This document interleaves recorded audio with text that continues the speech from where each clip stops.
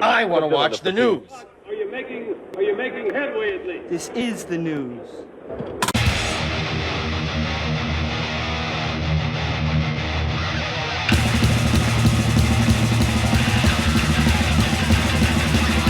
Smack-a-macabre, it's time for the only news that matters.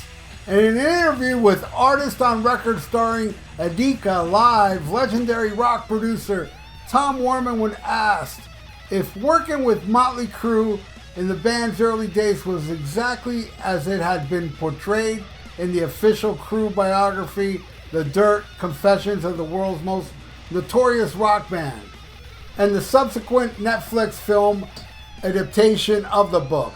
He responded, the portrayal of the book was pretty fictitious. There's facts, but it's always stretched, and was revealed not to be in the book. And the movie, NIKKI SIXX, slagged me in his book, The Heroin Diaries. Nothing he said I agreed with. We both recall things differently. He said he wound up producing most of Vince Neil's vocals. Not true. Other things like that. And I was on the phone all the time, he said, and I was that bad. How did I get 23 gold and platinum records then? Or why didn't they fire me instead of having me back for 2 more records? It isn't easy having done stuff. They take shots and take shots at you.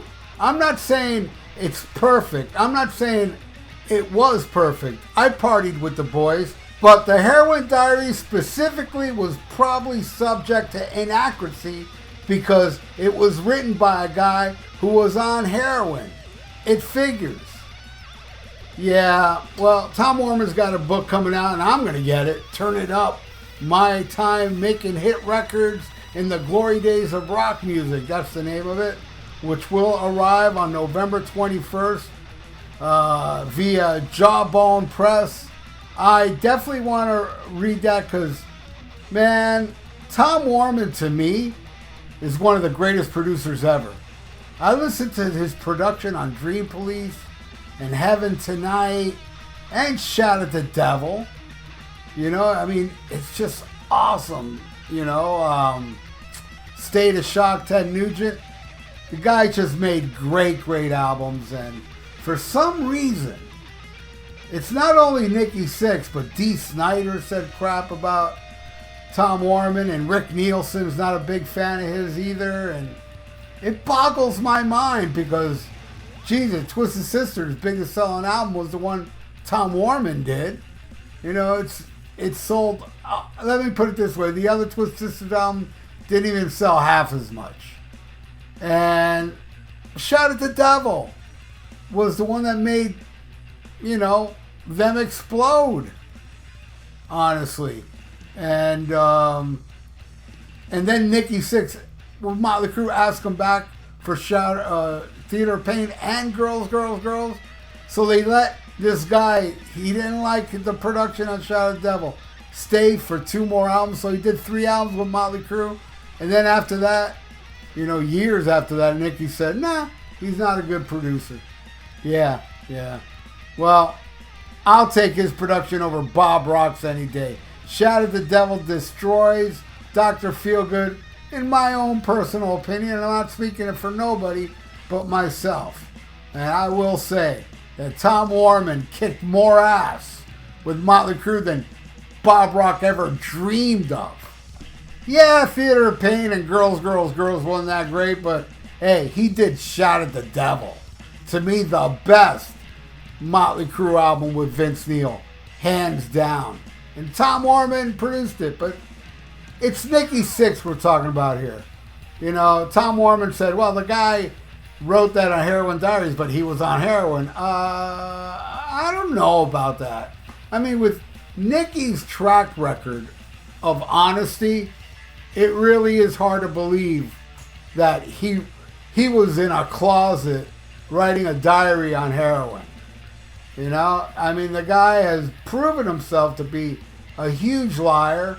I wish I can find that article I read many years ago online. When I first got online around 2000, I can't find it, but there was an article that said Mick Mars said that Nikki Sixx never died, that was all a lie.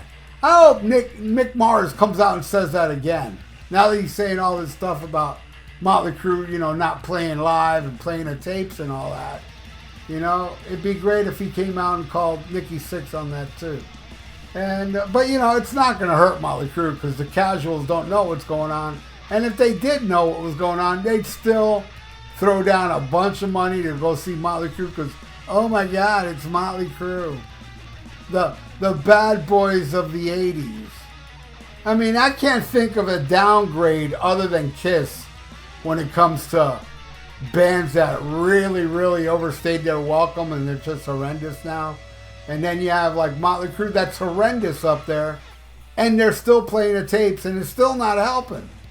It's pathetic. But people will pay a lot of money and fill stadiums. Well, stadiums if they go out on tour with Def Leppard.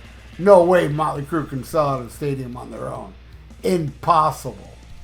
I am total team Tom Werman on everybody that's talked crap about Tom Werman.